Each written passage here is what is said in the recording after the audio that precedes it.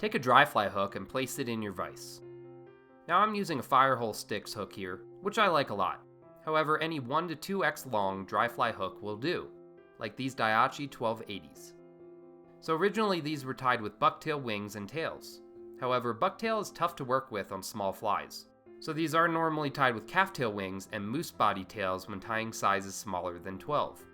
But I'm going to show you an even easier wing material to work with. First though, let's see how the calftail version is done. You usually start building the wings first before working on the body. After clipping, cleaning, and stacking the calftail, then tie it in with the tips aligning forward about a hook shank length, and a few eye lengths shy of the eye of the hook. Then you clip off the waist at a taper and clean up that section. Then pull the calftail up, creating a thread dam in front of them.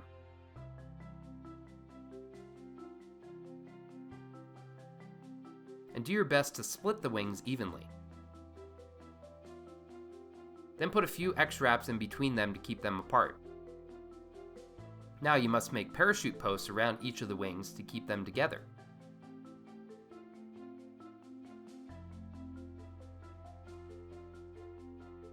To me, the whole fly ends up being very bulky and requires a lot of work just to create the wings. So let's move on to the way I like to tie these. And first, we actually start with the body of the fly.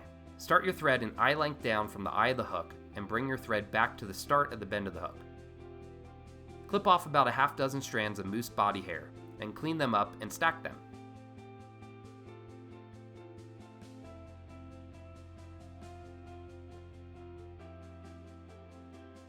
Measure out about a hook shank length and tie them in at that measurement in the back of the hook. Clip the hair off at a taper and then clean that up and bring your thread back to the tail. Then I like to go under the tail with a wrap or two to keep it angled out straight. Now we need a single peacock curl. Also, clip off the fragile tip. When tying this in, do so with the longer, shinier side towards you. This will help keep the wraps more bushy and vibrant. Now proceed to make touching wraps about a quarter of the way up the hook shank and capture the herl.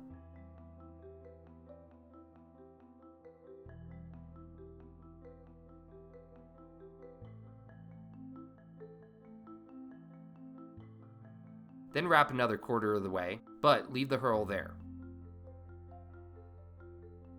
We will now need some red floss. Single strand is best, or you could also use some heavy thread as well. And I find it helps to wet the tip of the floss before tie-in. Now tie the floss in back to where the herl wraps end, and bring your thread to the tag end herl. Now as evenly as possible, wrap your floss up to where your thread is, creating a red hot spot. Capture the floss and trim off the waist. Then, if your herl isn't wrapping with the longer strands out, pull it back and wrap down correctly so it will continue to wrap the right way. Make another quarter hook shank length wrap with the herl and capture it and trim off the waist. So the wing material I'm going to use is Congo hair. Or you could use the more familiar EP fiber in bucktail white. Trim off a thin piece like so. Wrap it around your thread and pull it up so it rests on top of the hook shank. Then make a wrap going the opposite direction over the synthetic hair so it's parallel to your hook, like so. I find it helps to trim off the excess fiber now so you have room to work.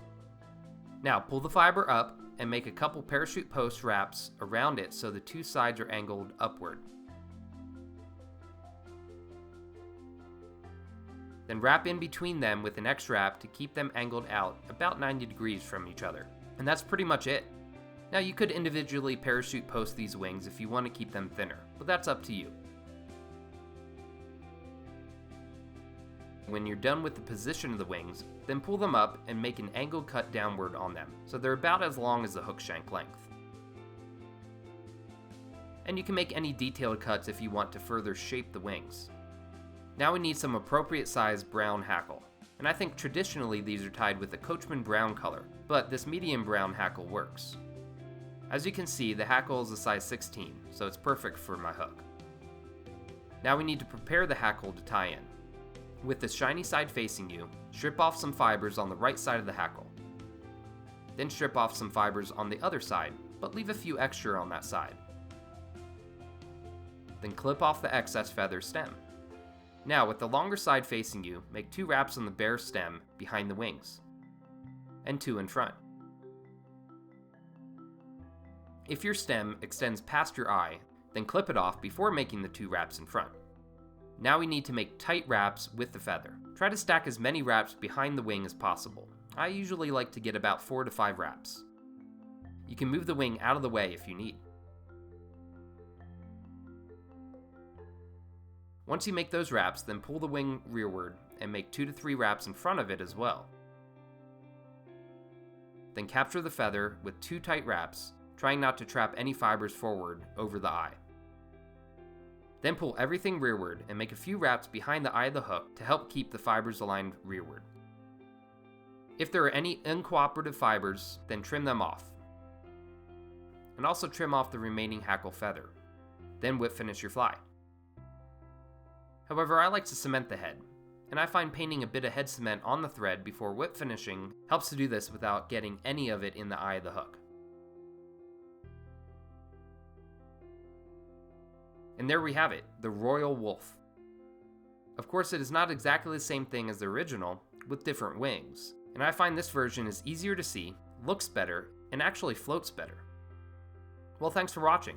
If you like this sort of thing, please subscribe and share with all your fish-loving friends. I also wanted to remind you that all the materials used today are in the description section of this video, but you might have to click the Show More button to expand the section to view. I also have included links to where you can purchase them online. Also included a discount code for the fly artist as well, as a special thank you for being my subscriber. So please use that, as you won't be able to find deals this good anywhere else. I will see you on the next video. Now you go catch some fish.